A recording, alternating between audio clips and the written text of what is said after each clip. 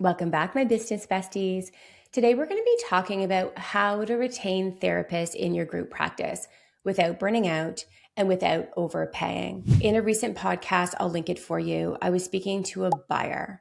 Guess what was the number one thing he said he looks for when buying clinics over and above profit? So profit's probably number one, of course, but next is therapist retention, but specifically it's culture.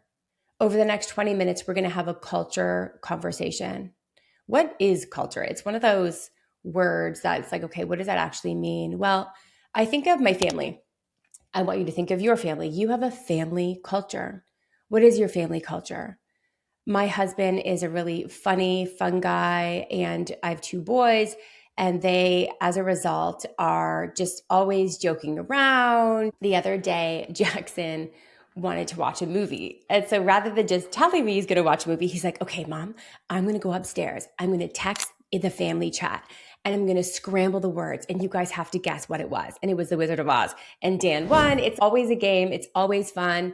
It's loud. We're super casual. There's usually music. We love to have drinks on the weekends.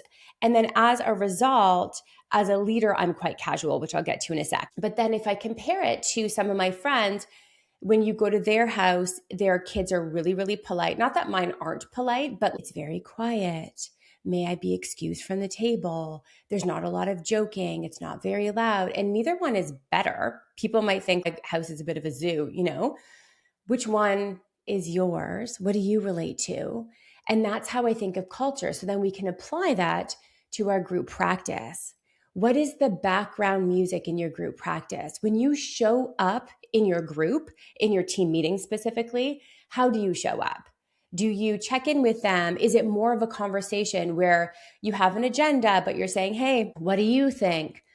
It's tricky because you are creating something that is systemized that will run without you one day and maybe you can sell.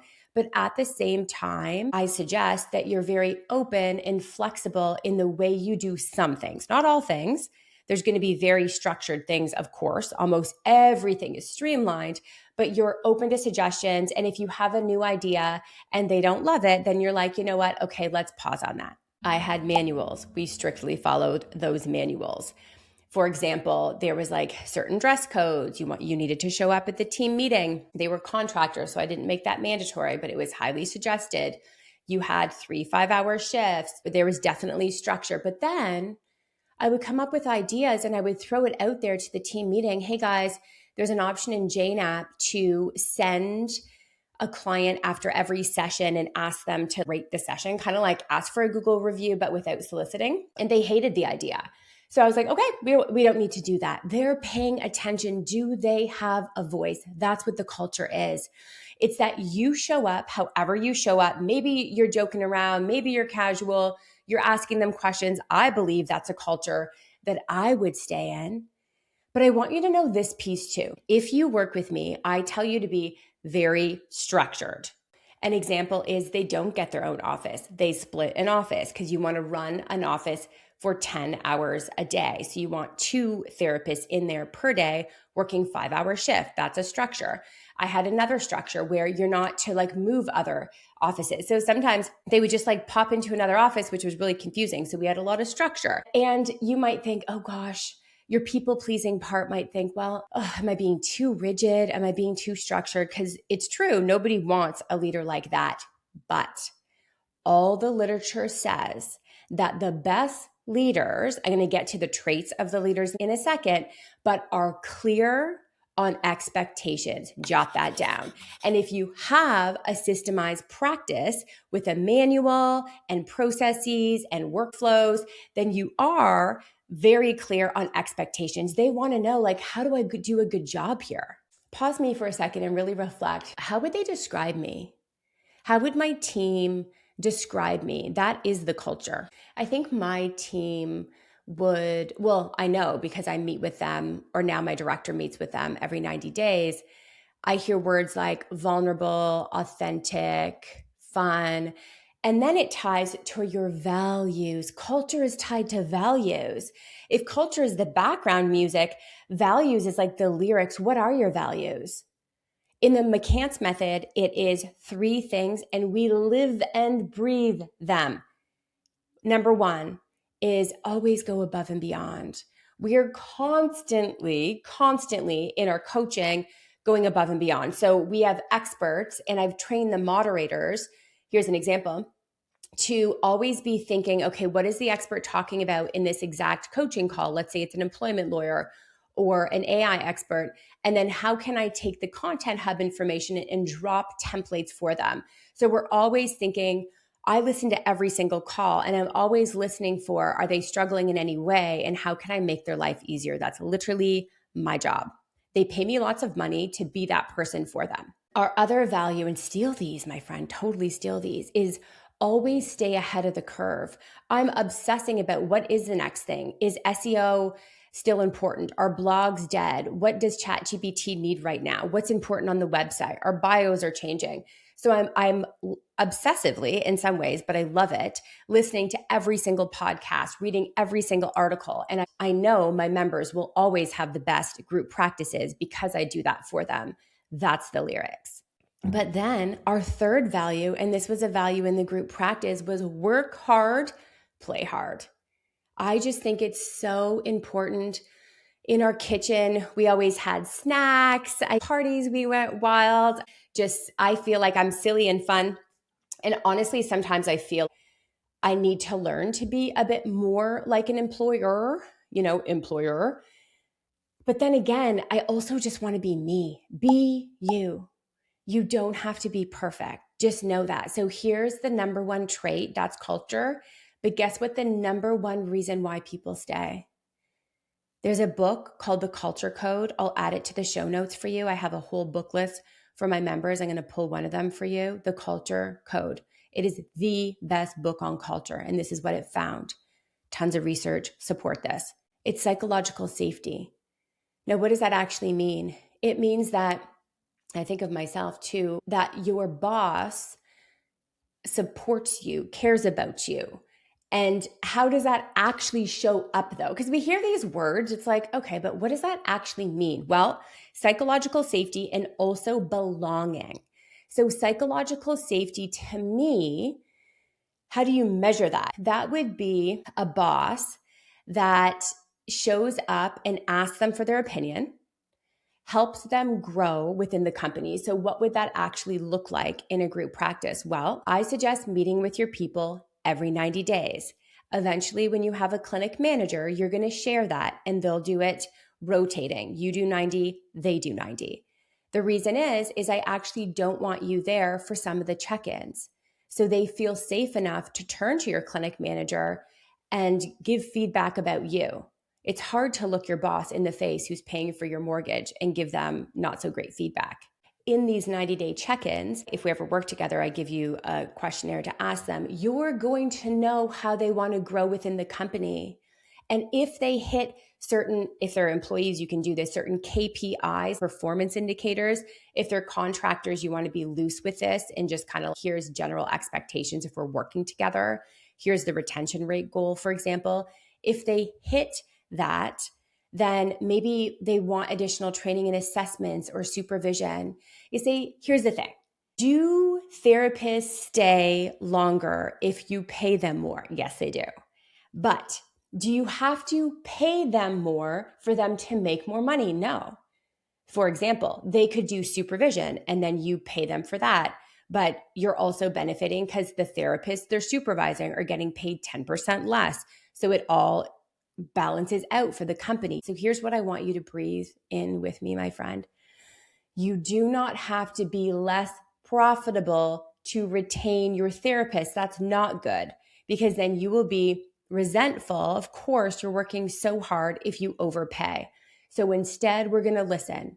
We're going to create psychological safety. We're going to care. That's going to show up in the team meeting when we're together, at your 90-day check-ins. It's going to show up in the hallway and in the kitchen. You're going to know about their life. This is a little harder to do virtual because we don't have a kitchen. But this is going to show up in the team meeting, your parties twice a year. But most of all, you're going to know their goals. And if they're a high performer, you're going to help them get there, whether it's a supervisor or maybe they don't want to be a supervisor. Maybe They want some training in psychedelic assisted therapy. So you're like, okay, I love that idea. Let's invest in your CEUs if you're an employee or if you're a contractor. This is what I used to do. I would bring in an expert to the team meetings. That has the contractors show up. There's two reasons why contractors will show up to an unpaid meeting. One is food, two is free training. And so it was an hour long. I would do 20 minutes of the boring stuff. We've changed our EHR. Now we have a CRM. We'd like to welcome this new person and this new process. We're increasing our rates. Please mention this to your clients, like all that stuff, kind of boring. But then 40 minutes, I had a budget of only $200. I would pay somebody $200 for 40 minutes. A lot of them said yes, believe it or not. And we had experts come in and they loved it. Not only did they show up to the team meeting, but they felt valued. Psychological safety has a lot to do with vulnerability. You see, vulnerability creates trust. It's not the other way around. The only downfall is because you're a baby boss like I was, there's this imposter syndrome that tells us that we have to show up like we know what we're doing, but that's actually not true. All the Brené Brown research says instead, what if you just showed up authentic? How easy is that for you, by the way, to show up vulnerable, to share? I'll give an example. A couple of weeks ago, we had some coaches transitioning out. It's hard when you have to let some people go, but it's so awkward because, okay, I don't know if you know this, but as a boss, when you let someone go or they resign, you can't, and please don't, share anything. You can say, so-and-so left, we wish them the best. That's all you say. So-and-so left, Susie left, we wish them all the best. You're going to want to say stuff because maybe it was a bit of a shipwreck. Maybe they left and it was just, oh my God, I need to talk to somebody. That's what I'm here for, okay? So hit me up and I'll support you, or grab a peer, join a community. Do not tell your team, even if they're a contractor and especially if they're an employee. That is highly confidential. You can never, ever, pinky promise, share with your team why someone left, even though you're going to want to. So I turned to my team and I needed to be vulnerable because we were hiring and we just have really high standards. So if they don't hit a certain standard, we don't always keep certain people. So I was like, how do I do this? I can't tell them anything, but I also want to acknowledge that there's been coaches leaving. We had 2 coaches just literally get their PhD and become therapists. So that happens. There was just a lot of transition for the first time ever in the McCants method. So I just showed up and I said, I just named it. Hey guys, I just want to say that I'm aware that there's been a lot more change and people transitioning out than what we're used to. And I also just want to say that it's hard for me because I want to talk to you about the details and I can't. And as a boss, that's hard because I'm very authentic and I tell you everything. And I just want to tell you how hard this is. And it's kind of awkward because I can only say, so-and-so left, we wish them all the best. There's elements of being a boss that are so against who I am, but I have to do it because it's legal. And you're going to hit that wall too. I personally think it's okay to say, hey, I can't tell you anything, but then say, because you're a human being. And that's like super awkward. You know what I mean? Because they're coaches and we have employment lawyers in the program, then they know that I can't say anything. But I also think it's fine to show up real and to say, hey, this sucks. This is the part of being a boss that sucks. They want to hear that.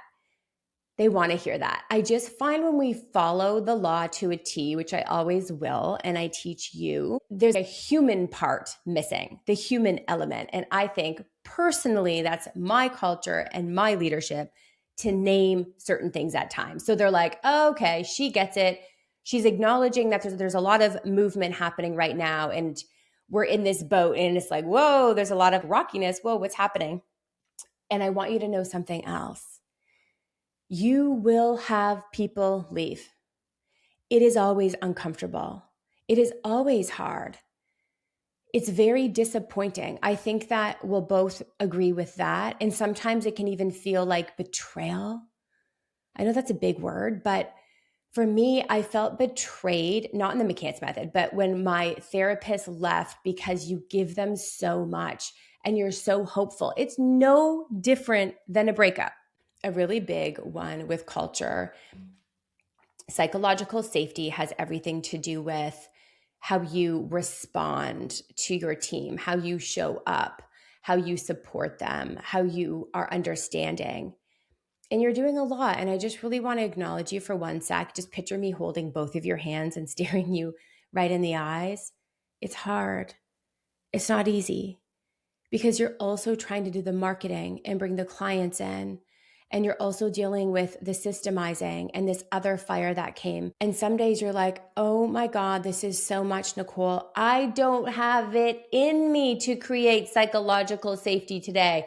You need to make me feel safe with my own nervous system. I just want to acknowledge that, which is why you want to lean on a community. But I'll tell you something, this is a promise. It gets easier. That I know 1,000% for sure. It gets easier. It is not just you in relation to others creating this safety. It is not just the background music of culture with the lyrics of the values. It is also, what are you tolerating? If I was to look in your clinic, what behaviors are you tolerating? Because let me tell you, if you have a culture cancer and you don't remove it, it impacts everyone. They're wondering, okay, why is she allowing that person to show up late? Or why are they that person is rude or disrespectful in the meetings, or doesn't show up, or doesn't do their notes, or is just gossipy? If you tolerate that, you're rewarding that behavior and you're showing everybody else that that is okay. Picture a soup. If you have all the right people, it is the best soup. It's the broth and the noodles and the chicken. This is like, oh my God, you worked so hard. It's so delicious. Just enjoy it. And then comes the bad hire. You just add one wrong person. It's a ton of salt in that soup and it could be cancerous. And all of a sudden, everybody is impacted and they look to you. They look to you to make the change and to remove this person immediately. And that's where you need a coach. This was hard. I didn't know when to let someone go. Is it a big deal? Is it not a big deal? And sometimes just working through this in conversation, we do this every single week, hearing somebody that's gone through it. I've probably hired over 80 people now, contractors and employees, and talking to that person and them saying, you know what? I think you might be overreacting, like what's being triggered in you. And you're like, oh, okay, so I'll keep them longer. Or maybe your coach turns to you and say, let me support you. We need to let go of them this week. One last thing I want to leave you with. You start out small. Your therapist, your initial therapist may not love that you grow so big. We talked about this in coaching. And there was one member who had a bit of a culture cancer, and that therapist, get this, she tolerated the negative behavior from the therapist for 2 years. She did not let go of that therapist. And guess what happened? That therapist gossiped to 2 other therapists and all 3 left. If she would have cut out that cancer early, those other 2 people were actually happy. They're just being a bit brainwashed by this negative Nelly. You might have people who resent your growth. And I want you to know this. They're just not the right people. You might outgrow your early therapist as you get bigger. But here's the good news. You will attract therapists who want a bigger group practice. And this doesn't always happen, but if you outgrow some people and they're like, oh, I don't really like how big it is here. And sometimes it's interesting. The therapists say, I don't want to be part of a bigger group practice. Some, not a lot, but some. But there's been no change. There's no material change. Just somehow they feel like they're going to be less supported, even though they're actually not, because the owners brought in supervisors or peer consultation. But if you have those people, let them go. You are a rocket ship and they're like saddlebags holding you down. Let them go. I promise there'll be other therapists more aligned with the new version, the bigger version of your group practice. How do you feel? How do you feel? Leave with this, my friend. Just be you. Just be you. Be all of you. Open your heart, and you will attract people who are aligned with your vision, and they will stay. I'll see you next week.